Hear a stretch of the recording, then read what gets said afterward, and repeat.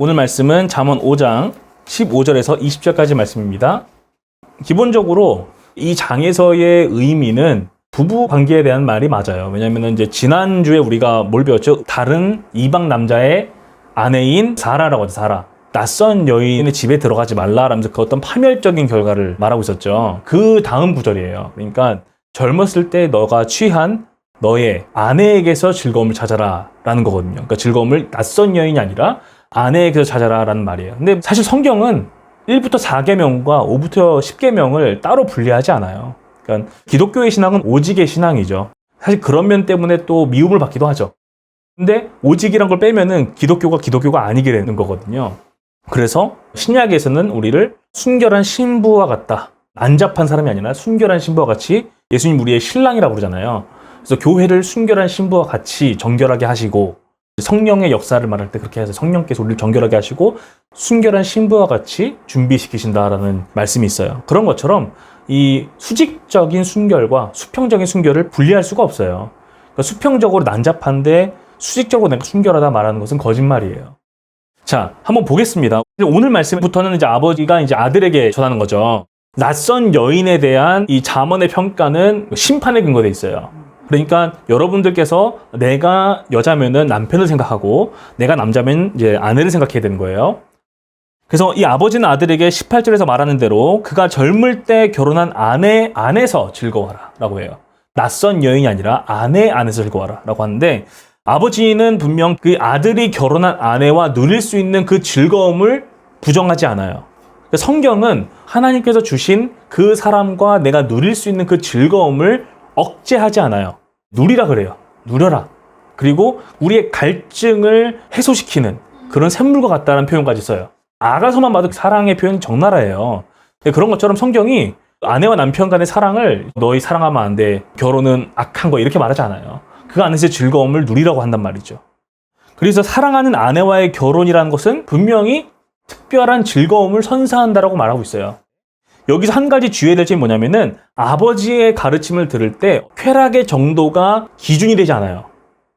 여러 낯선 여인과 내가 마음껏 육체적인 즐거움을 누리는 그래서 내가 생각할 때 이렇게 내가 누리면은 쾌락의 정도가 올라가. 그러니까 쾌락의 정도에 따른 판단을 한 게 아니에요. 여기서는 분명히 어떤 절제와 재갈을 물리고 하나님이 주신 법도와 규칙 가운데에서 우리가 누리는 적법한 즐거움을 말하는 거예요. 방종을 지금 말하는 게 아니죠. 그래서 쾌락의 척도를 가지고 낯선 여인과 관계를 가질 것인가 아니면 아내로부터만 즐거움을 얻을 것인가를 판단하는 게 아닌 거예요. 보통 육체적인 쾌락을 추구하는 것, 나의 정욕을 만족시키는 것, 혹은 이생의 자랑을 내가 추구하는 것, 그런 것들이 나로 하여금 낯선 여인에게 향하게 하고 혹은 악인들의 유혹에 넘어가게 만들어요. 내가 쾌락을 추구할 때 낯선 여인이 아름답게 보이게 되죠. 낯선 여인에게 향하는 것은 곧 하나님께서 나에게 물리신 그 재갈을 뱉어버리는 거예요. 뱉어버리고 그것을 짓밟고 나가는 게 되는 거죠. 잠언은 어리석은 자의 특징이 바로 이런 어떤 정욕으로 말미암은 근시안적인 판단이라고 해요. 그러니까 눈앞의 것밖에 못 보는 거예요. 눈앞에 내가 당장 느끼는 그 정욕이 척도가 돼가지고 그것 이외에는 생각을 못하는 그런 상태를 가리켜요. 그래서 어리석은 자는 자신이 하나님께서 주신 그 재갈을 짓밟고 낯선 여인의 집에 들어가면서도 별일 없을 거야 라고 생각해요. 왜냐면 이미 나의 마음이 글로 가버렸어요. 그러니까 내 이성을 가지고 그걸 정당화하는 거예요. 사실 잠언의 가르침을 듣는 우리 모든 개인은 이러한 경향성을 가지고 있어요. 정욕의 눈을 멀면 우리도 다 근시안적으로 변해요. 눈앞에 있는 것밖에 못 봐요. 그래서 그 상태에 빠지지 않도록 늘 잠언의 목소리를 내 눈앞에 두고 내 귀에 두고 항상 떠나지 않게 하라 말하고 있어요.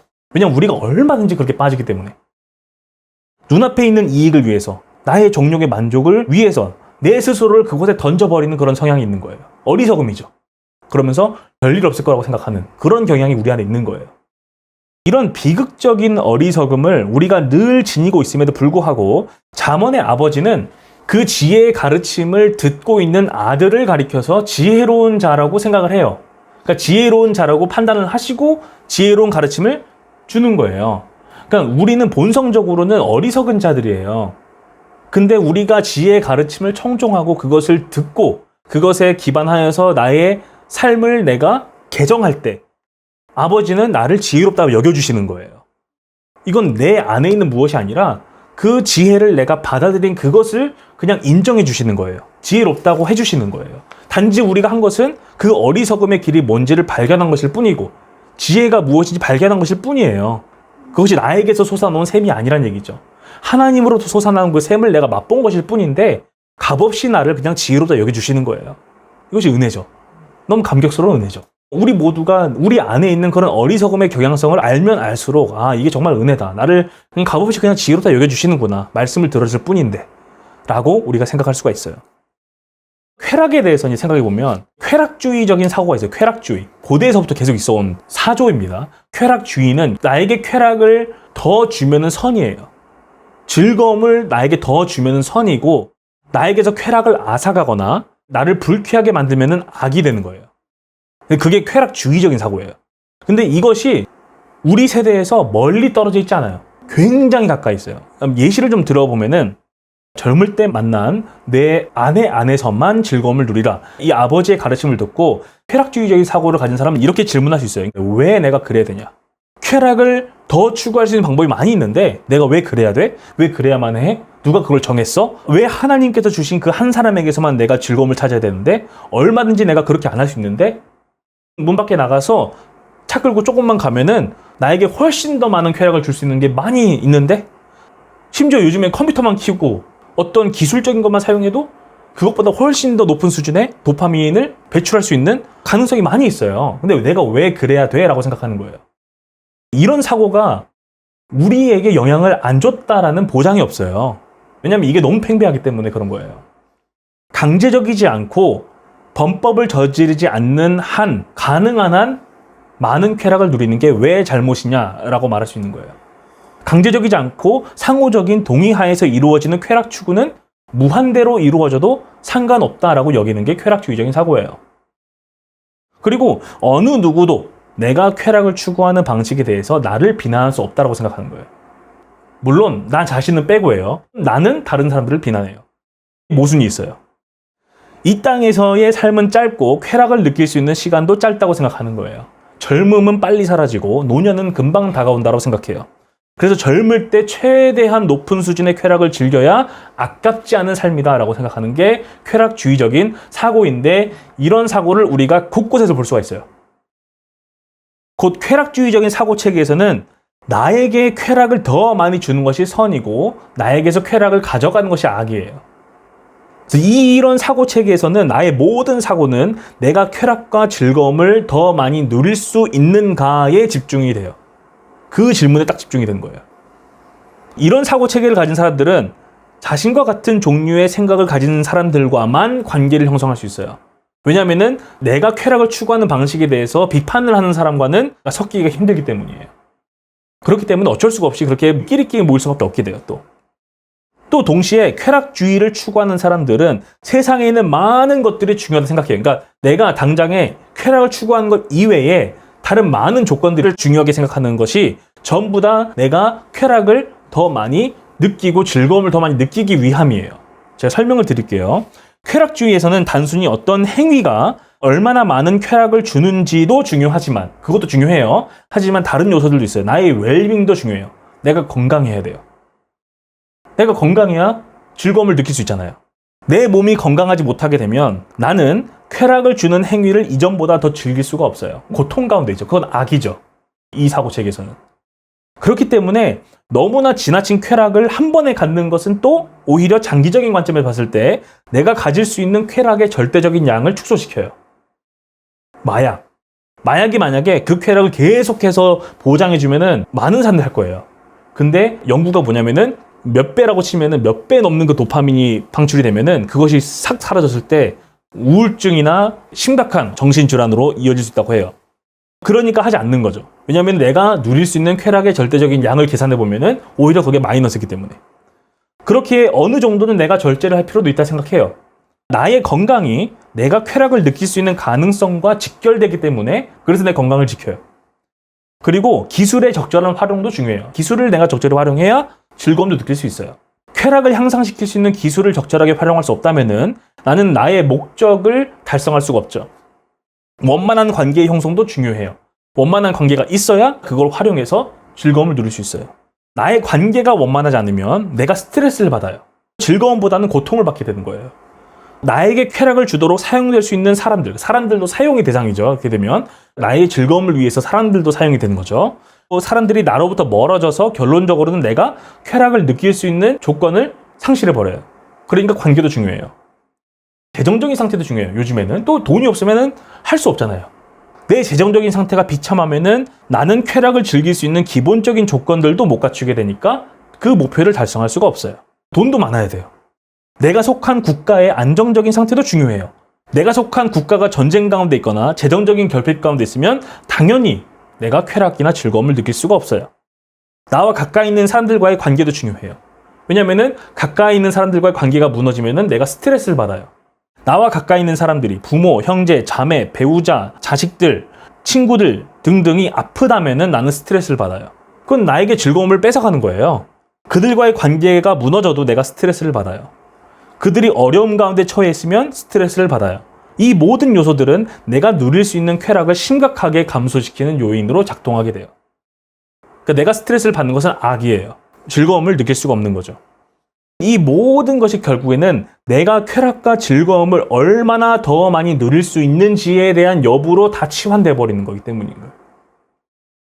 그러니까 이런 사고 체계에서는 나의 육체적인 즐거움과 쾌락이 모든 판단의 척도가 되는 거예요.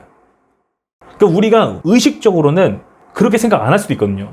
근데 생각해 보면은 이 모든 것이 결국에는 내가 육체적인 의미에서 즐거움을 더 누리고 고통이나 불편함을 줄이는 데 있는 거예요. 그래서 그런 사고 체계를 우리가 조금 더 깊이 들어가 보면 이해할 수가 있어요. 근데 이게 특정 소수의 사람만의 일이냐 하면은 사실 잠언의 말씀을 보면은 그렇지 않다고 하는 거거든요. 낯선 여인에게 가는 그 동기를 우리가 살펴보면은 그게 그렇게 멀리는 일이 아니라는 거예요. 이런 사고 체계에서는 하나님의 권위에 의해서 나에게 주어진 그 재가를 내가 받아들일 이유가 없어요. 받아들임이 없어지죠. 그리고 그 재갈 안에서 내가 누리는 만족함도 없죠. 왜냐하면 블랙홀과 같이 끊임없이 빨아들이기 때문에 그런 것이고, 하나님을 즐거워하면서 오는 영적인 즐거움도 없고 오직 나의 육체적인 만족만이 기준이 되어 있어요. 즉 여기에는 하나님이 없어요. 이 사고체계와 이 세계관에서는 하나님이 없어요. 당연히 이런 사람의 생각에서도 입에서 나오는 말에서도 하나님은 없는 거예요. 우리가 말하는 건 성경의 하나님이죠. 그냥 내뱉는 하나님이 아니라 성경의 하나님을 말하는 거죠. 그러니까 하나님이 어디 있어라고 말하는 것이 매우 당연하죠. 왜냐하면 이 사고체계는 하나님이 없거든요. 그리고 성경의 하나님과는 다른 하나님을 상정해 놓을 수 있어요. 그러니까 내가 말하는 하나님은 나의 정욕을 위한 하나님. 그런 하나님은 내가 고백하는데 성경의 하나님은 부정하죠. 그런 게 자연스러운 결과로 이어지게 됩니다. 하지만 그리스도께서는 자신을 믿고 따르는 자들에게 육체의 쾌락이 중심이 된 삶이 아니라 정반대의 삶을 말씀하고 계세요. 마태복음 16장 24절 25절의 말씀에 주님께서 우리에게 말씀하시는 그 길은 이 땅에서 나의 육체적인 쾌락을 최상으로, 최고로 추구하는 그 삶이 아니라 나를 부인하고 나의 십자가를 지고 따르라고 말씀하고 계세요. 다른 차원의 즐거움이에요, 이거는요. 오직 주님께서 주시는 차원의 즐거움으로 우리가 차야 되는 거지, 육체적으로 봤을 때에는 어찌 보면 십자가를 진다는 것은 고통과 어려움을 의미하는 걸 수 있어요. 그렇게 보이죠. 명확하게 그렇게 보이죠. 근데 이 십자가를 지고 따른다라는 것, 근데 이거 그리스도가 하신 일이죠. 아버지를 사랑하기 때문에 하신 것이고, 또 우리가 그리스도를 사랑하고 그리스도와 함께 거하기를 원한다면 주님께서 말씀하신 것은 주님을 따르는 길은 이 길 외에는 없다라고 말씀하시는 거예요. 이 말씀은 예수님께서 베드로에게 하신 말씀이에요. 베드로가 예수님께 고백을 해요. 주는 그리스도시요 살아계신 하나님의 아들이십니다라고 고백을 하고 나서 예수님께서 그 고백을 들으시고 내가 장차 고난을 받고 십자가에 달려 죽을 것이다. 그리고 3일 뒤에 부활할 것이다라는 걸 말씀하세요. 고난이라고 말씀하시니까 베드로가 주님, 그런 일은 있을 수 없어요. 결코 일어나지 않을 것입니다. 라고 말해요. 그러니까 주님께서 베드로에게 너가 지금 말하는 그것이 사탄이 하는 거랑 똑같다. 나를 걸려 넘어지게 하는 거다. 그래서 사탄아 물러가라고 말씀하세요. 그러니까 베드로가 말하는 것은 어찌 보면은 그 자신의 육체적인 안정감과 만족을 위한 것이에요. 그것 때문에 예수님 보고 죽지 말라는 거예요. 고난받지 말라는 거예요. 왜냐하면 자기 위치가 갑자기 그러면은 추락하게 되고 불안정해지거든요. 그러니까 예수님께서 너는 나의 길을 방해하고 나를 걸려 넘어지게 하는 자다라고 말씀하시는 거예요.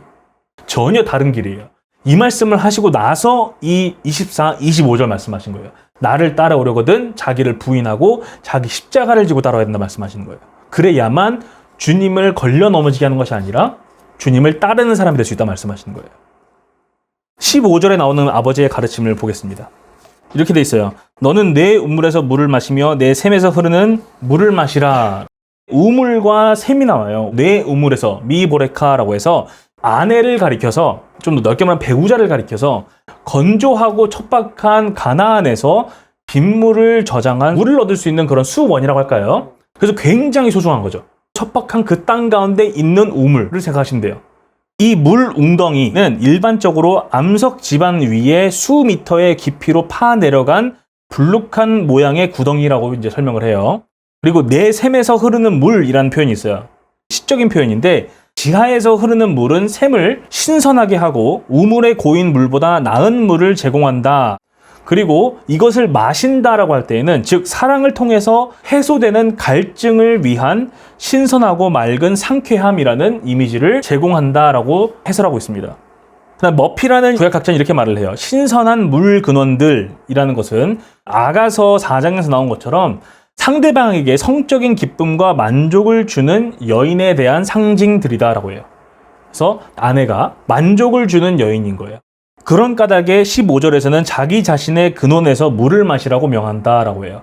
오직이에요. 오직 그 샘에서 물을 마시라 라는 거예요. 그러니까 너의 영혼은 마치 척박한 가나안 땅과 같은데 다른 샘에서 물을 얻고자 하지 말고 하나님께서 주신 그 샘에서, 그 우물에서 물을 길러 마시라 라고 말씀하고 있어요.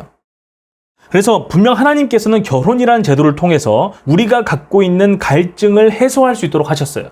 그리고 예수님께서도 날 때부터 독신으로 부르심을 받는 자가 아니면 결혼하라고 하셨죠. 뭐 사실은 이제 신약에서는 조금 다르긴 해요. 결혼 자체도 조금은 이제 다른 의미를 갖습니다. 왜냐하면 종말을 우리가 보고 이제 현재를 살기 때문에 결혼이라는 것 자체도 구약과는 좀 달라요. 물론 이건 나중에 제가 좀 설명을 드릴 수 있는 기회가 있으면 드리겠습니다.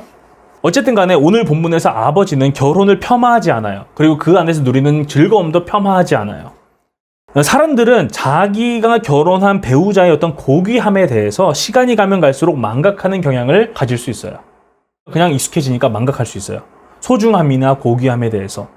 배우자의 약점이나 결점이나 아니면 혹은 내가 싫어하는 그런 행동을 하는 모습을 계속 볼 때 감정이나 생각들이 점점 커질 수도 있어요. 그래서 이 사람과 내가 결혼한 것이 어떤 우연에 따른 것인가 혹은 나의 미숙함에 따른 것인가 라고 생각할 수도 있어요. 갈등이 계속 일어나게 되면 이 생각은 어찌 보면 과거의 엄격한 분위기에서 중매로 이렇게 강제로 결혼하는 그런 경우에는 조금 적용이 되기 어려울 수 있지만 적어도 내가 기뻐함으로 선택한 배우자와 내가 결혼했을 때에는 나의 망각에 의한 것일 확률이 높죠. 독일의 심리학자인 베티나 파우제라는 사람이 이렇게 설명합니다. 냄새의 심리학이라고 제가 읽고 있던 책이었어요. 이분이 이렇게 설명을 해요. 연구에 따르면 상대방에게서 편한 냄새가 날수록 그 사람에게 가까이 다가갈 가능성이 커진대요. 그러니까 여기서 편안한 냄새라는 것은 우리가 무의식적으로 느끼는 편안함이에요. 냄새라는 것이 화학적인 분자이죠. 공기 중에 있는. 근데 그것을 내가 이 사람에게서 나는 것을 내가 편안하게 느낄 때 그 사람과 같은 공간에 둘이 있는 것을 편안하게 느낀다는 거예요. 안 그러고 그렇게 할 수가 없대요. 상대방에게서 불편한 냄새가 나면 나는 그 사람에게 거리를 둬요. 그리고 빗장을 걸어 잠궈요. 냄새가 매혹적이면 마음의 문을 열고 그 사람에게 다가간다고 해요. 상호작용을 넘어서 서로 이야기를 나누며 우정과 사랑을 쌓고 심지어 결혼까지 한다라고 말해요. 근데 이것이 기본적으로 내가 그 사람과 케미가 맞는다는데 이것은 가장 기본적인 의미에서 그 사람과 함께 있는 그것이 나에게 편해야 되는 거예요. 전제 조건이에요, 이게 지금. 그러니까 이 파우제라는 사람은 또 대화라는 것 역시 서로에게서 기본적인 호감을 주는 냄새를 맡을 수 있을 때 자발적으로 발생하는 것이지. 즉 일반적인 의미에서 혹은 바람직한 의미에서 우리가 생각해 볼 수 있는 게 서로에게서 나오는 냄새라는 그런 화학적인 분자들이 서로에게 불쾌감을 주지 않고 오히려 편안함을 줬을 때 호감이라는 감정이 생기고 호감이라는 감정이 커질 때 우정이나 사랑이 가능해지고 우정이나 사랑이 커질 때 결혼이라는 게 가능해지겠죠. 그러니까 이런 과정을 거쳐서 우리가 결혼을 했어요. 근데 지나고 나서 내가 이 사람과 결혼한 게 우연이었나? 내가 어리숙해서 그랬나? 그것은 망각하고 있는 거예요. 뭔가를 지금. 그때 너무 좋았거든요. 여기에 뭔가 문제가 발생한 거죠, 지금. 이와 같은 과정을 통해서 결혼에 이른 내 배우자는 그저 우연적으로 어쩌다가 내 옆에 생긴 사람이 아니란 얘기예요. 내가 의지적으로 함께하길 선택했고 계속해서 내가 함께한 게 좋았고 편했고 사랑이 싹 텄고 그래서 결혼하게 된 거예요. 일련의 과정이 있어요. 그래서 이렇게 내가 결정한 사람이기 때문에 오히려 이렇게 봐도 아버지가 말한 것처럼 낯선 여인에게 가서 즐거움을 찾는다? 어리석다고 말하는 거예요. 너가 그렇게 오랜 기간 해가지고 결정했잖아. 근데 왜 그래? 라고 말하는 거예요. 그래서 이 배우자와의 어떤 결혼 생활에서 일어나는 비극은 대부분이에요. 배우자 자신의 문제이기보다 나의 죄성에 의한 결과일 때가 많아요. 왜냐면은 우리가 저번 주에도 다뤘지만 우리 모두는 이런 경향성을 가지고 있어요. 스스로를 칭찬하고자 하는 경향성이 있어요. 스스로를. 모두가 가지고 있어요, 이거는요. 그러니까 배우자는 서로 그걸 가지고 있어요. 나를 칭찬하는 모습. 또 내 배우자는 자기를 칭찬하는 모습이 있어요. 그리고 스스로를 높이는 모습이 있고 스스로를 인정하고자 하는 욕구를 가지고 있어요. 근데 반면에 다른 사람에 대해서는 지나칠 정도의 가혹한 잣대를 들이미는 경우가 많이 있어요. 스스로의 실수에 대해서는 여러 가지 정황적인 설명을 해요. 그럴 수밖에 없었어. 이런 상황이 있었어. 그리고 스스로에 대해서는 어떤 관대한 처분을 정당화하는 말을 내가 해요. 그런데 상대방이 비슷한 실수를 하면은 그런 거 다 필요 없어요. 굉장히 엄격한 심판을 내리는 모습을 볼 수가 있어요. 근데 그걸 서로 하고 있는 거예요. 서로. 이런 외식적인 태도가 배우자와의 관계에 들어온다고 우리가 생각을 해보는 거예요. 내 스스로를 정당하고 스스로를 인정하고 칭찬하고자 하는 욕구. 상대방의 결점을 드러내고 뜯어 고쳐서 상대방을 결국에는 내가 높이고 내가 정당하고 내가 인정하는 나와 같은 사람으로 만들고자 하는 욕구가 있다는 거예요. 상대방을 나처럼 만들어내려 생각하는 거예요. 왜냐면 그게 기본적으로 자기 자신에 대한 긍정에서 나온 거예요. 그러니까 상대방이 나처럼 돼야 되는 거예요. 이 상대방은 똑같이 생각해요. 그리고 서로의 그런 점들을 지적하고 심판하는 거예요.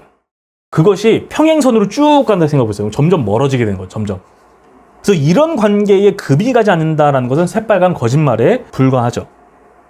내가 갖고 있는 나 자신에 대한 자기 긍정을 향한 마음, 상대방이 자기 자신에 갖고 있는 자기 긍정을 향한 욕구, 그것이 결합해서 공존하는 거예요. 그때 이 관계는 점점 절망적인 상태로 치닫게 되죠. 여기에는 내가 저지르는 죄에 대한 정당화가 있고 상대방의 죄와 결점에 대한 가혹한 심판이 또 존재해요. 이런 관계에서는 예수님의 십자가의 원리가 작동하지가 않아요. 자기를 부인하는 것 작동하지 않아요. 자기 긍정만 있고 자기 긍정이 상대방에 대한 정죄까지 정당화하는 거예요. 그러니까 자기 부인이 없어요. 십자가를 지는 것도 없어요. 그리고 하나님의 통치도 없어요. 하나님이 어디 있어요? 지금 거기에. 그저 나는 나에게 신이고 상대방은 자기 자신에게 신이에요. 그러니까 두 신이 서로 싸우는 거예요. 이렇게 되면.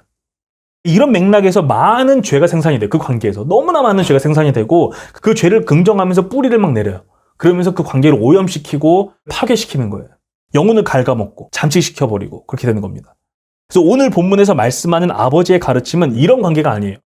즉 배우자와의 관계에서도 내가 신이 아니라 하나님께서 주가 되심을 인정하고 하나님의 주 되심 안에서 하나님의 다스림에 내가 순종하면서 하나님께서 주신 그 재가를 물고 하나님께서 허락하신 배우자와만 내가 즐거움을 누리는 거예요. 그렇지 않은 모든 방식에 대해서 하나님께서는 오직 회개와 돌이킴만을 요청하고 계시다는 것을 우리가 생각해야 됩니다. 이어서 보겠습니다. 16절에 샘물이 나오고 17절에 물이 나와요. 이게 도랑물이란 건데 이 샘물과 도랑물은 복수형을 취합니다. 그래서 요것 때문에 사실 구약학자들이 의견이 달라요. 어떤 사람들은 이것이 그 아내를 말한 것이다. 근데 아내를 말하면 복수가 될 수 없거든요. 그러니까 또 말이 안 돼요. 그러면은 이것은 어떤 일반 여성들을 가리키는 것이다. 그렇게 해도 뭔가 이게 좀 시원하지가 않아요. 그래서 이제 저는 이것은 아내와의 관계를 통해 느낄 수 있는, 얻을 수 있는 즐거움을 총칭한 것이다라고 생각을 해요. 저는 그렇게 바라봅니다. 근데 이것이 맞는지 모르겠어요. 저는 솔직히. 하지만 어쨌든 간에 의견이 좀 다른 부분이 있어요. 그런데 결국에는 여기서 말하는 게 뭐냐면 아버지는 아들에게 말하기를 자기의 배우자를 소중하게 여기고 그 배우자와의 관계에서 누리는 즐거움을 소중하게 그리고 독점적으로 누리라는 거예요. 그래서 18절에서 아버지는 아들이 자기의 아내 안에서 즐거움을 누리기를 기도합니다. 18절을 보면은 내 셈으로 복되게 하라. 그것이 관계가 됐든 그것이 아내가 됐든 복되게 하라 라는 거예요. 근데 이것이 기도예요. May something be blessed예요. 기도예요. 기도. 그래서 네가 젊어서 취한 아내를 즐거워하라고 말씀하세요. 19절을 보겠습니다. 사랑스러운이라는 게 아하빔이라는 단어 쓰고요. 호세아서 8장 9절에 나오는데 굉장히 드문 단어라고 합니다. 이제 성경에서. 이 동조어인 오히밤이라는 단어는 잠언 7장 18절에서 관능적인 사랑을 의미한대요. 사랑스러운, 관능적인 사랑스러움이에요. 암사슴이라는 게 아옐레트라는 단어를 쓰는데 이것은 이란의 사슴을 가리키는 것으로 보인다고 합니다. 그 다음에 기품 있는 사냥 같은 경우에는 암노루가 사냥이라고 합니다. 성경에서 여기서만 언급이 된대요. 여기서 나오는 이 노래는 동물 이미지로 관능적인 은유를 상기시키는 문화를 반영한다라고 말합니다. 그 다음에 아내의 가슴이라고 나와 있어요. 품이죠, 품. 아내의 품을 가리켜서 아들을 늘 만족하게 하는 품이라고 해요. 그 품 안에서 만족하라는 거죠. 여기에서 우리는 항상이라는 단어를 봐야 돼요. 19절에 항상 족하게 여기며. 아내의 품이 너를 항상 만족하게 하며 라는 표현이에요. 근데 우리가 보면은 그 위에서 샘물이라는 단어를 썼잖아요. 샘물로 항상 만족한다는 의미를 빗대 생각해 보면은 이게 이해가 더 편합니다. 항상 만족하라는 것이 갈증의 해소로 보면 되는 거예요.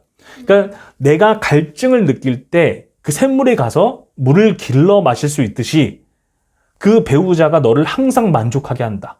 내가 갈증으로 인하여서 궁핍하지 않게 한다라는 의미를 갖고 있다 보시면 되는 거예요. 늘 목을 축일 수 있게 하는 것. 그런 것처럼 이 아내의 품은 아들을 항상 만족시킵니다. 그리고 아내의 사랑은 아들을 매료되게 만들어요. 이제 아내는 남편을 생각하고 남편은 아내를 생각해야 된다고 말씀드린 이유가 뭐냐면 이 관계는 상호 헌신을 요구해요. 상대의 갈증을 해소하기 위한 나의 헌신을 요구하는 거예요. 그게 되게 중요한 부분이에요. 상호 간의 헌신이 있어야 이런 갈증이 제때제때 해소가 돼서 항상이란 표현이 가능해져요. 상대의 갈증을 내가 파악하고 해소시켜주는 일은 헌신을 요구하죠. 이런 헌신은 나의 이기적인 정욕 추구를 넘어서는 거예요. 넘어서서 상대를 위하여 기꺼이 내가 심리를 더 가는 그런 일을 요구하고 있습니다. 그래서 아버지는 이런 배우자를 가리켜서 복되다고 해요. 복된 아내이다. 복된 남편이다. 자, 마지막 절 20절을 보겠습니다. 그렇게 아버지는 아들이 이와 같은 암사슴 같은 아내를 두고 낯선 여인에게 매료되는 것을 가리켜서 어리석다라고 지적하는 거예요. 그러니까 이게 낯선 여인에게 가는 것이 어리석다라고 할 때는 이 복된 아내의 상이 또 있는 거예요. 왜 너가 낯선 여인한테 가는 거야? 결혼이라는 것을 할 때에도 그 수많은 과정을 거쳐서 너가 결정했잖아. 근데 왜 낯선 여인에게 가서 쾌락을 찾는 거야? 그 아내가 항상 너의 옆에 있고 항상 너에게 헌신한 아내인데 왜 낯선 여인에게 가는 거야? 라고 꾸짖는 거예요. 이런 어리석음이 치명적이라고 하시는 겁니다. 이런 어리석음은 내가 받은 것에 대한 망각, 그리고 내가 받은 것에 대한 무시를 또 의미하고 있어요. 하나님께서 나에게 주신 사람에 대한 무시, 하나님께서 나에게 주신 사람에 대한 감사함에 대한 망각을 다 포함하고 있어요. 내가 받은 것에 만족할 줄 모르는 그 끝없는 탐욕과 정욕을 향한 사랑을 가지고 있어요. 끝이 없는 그 정욕 추구. 그래서 지혜의 가르침의 가치를 알아보지 못해서 그 가르침을 짓밟는 어리석음도 포함하고 있어요. 이게 이제 복음서의 인용을 볼 수 있죠. 복음서에서 돼지에게 진주를 주지 말라 그러잖아요. 그런 것처럼 지혜를 그냥 짓밟아 버리는 거예요. 그래서 낯선 여인의 집으로 들어감으로 인해서 발생하게 되는 치명적인 치욕, 우리가 저번 주에 다룬 수치, 어둠 이런 것들을 생각하지 못하는 어리석음도 가지고 있어요. 그래서 이런 어리석음은 모든 방면에서 치명적이다라고 볼 수 있습니다. 낯선 여인에게 매료된 사람은 더 이상 자기 아내에게 이전과 같은 매료감을 느끼지 못할 거예요. 낯선 여인에게 만족의 근원을 찾는 아들은 더 이상 자기 아내로부터 오는 즐거움에 만족할 수가 없게 될 거예요. 아들은 이제는 자기 아내를 천대시하게 될 거예요. 그리고 그녀를 경멸하게까지 할 겁니다. 낯선 여인에게 자기 자신을 바친 이 사람은 마치 무언가에 씌인 것처럼 이전과는 다른 사람인 것처럼 아내에게 행동할 거예요. 무언가에 홀린 것처럼 행동하고 아내를 대할 겁니다. 이 모든 것의 결과는 파괴적입니다. 우리는 이 파괴적인 결과를 또한 이전 구절들에서 봤어요. 어떤 파괴적인 결과가 있는지를. 배우자와의 관계는 무너져요. 자신의 영혼은 죄의 오염으로 가득 차게 되고 나의 재산은 다른 사람들의 가족을 배불리는 데 사용이 돼요. 나의 존영은 수치로 변해요. 결국 홀로 남아 육체의 쇠약함 가운데 울부짖는 모습 외에는 남지 않는 것을 우리에게 보여주고 있어요. 이건 매우 비참한 모습이죠. 어리석음의 결과는 궁극적인 비참한 뿐이라는 것을 잠언의 아버지는 우리에게 말씀해주고 있습니다. 마무리하겠습니다. 기도하겠습니다.